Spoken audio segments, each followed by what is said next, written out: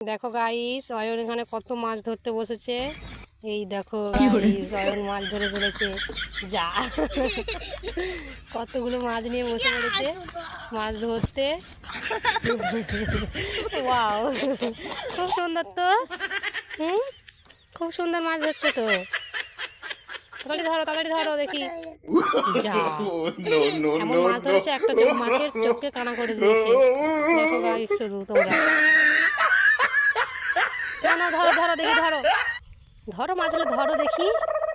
কটা ধরতে পারো দেখি, একটা হাতে কটা ধরতে পারো, একটা হাতে কটা ধরতে পারো দেখি।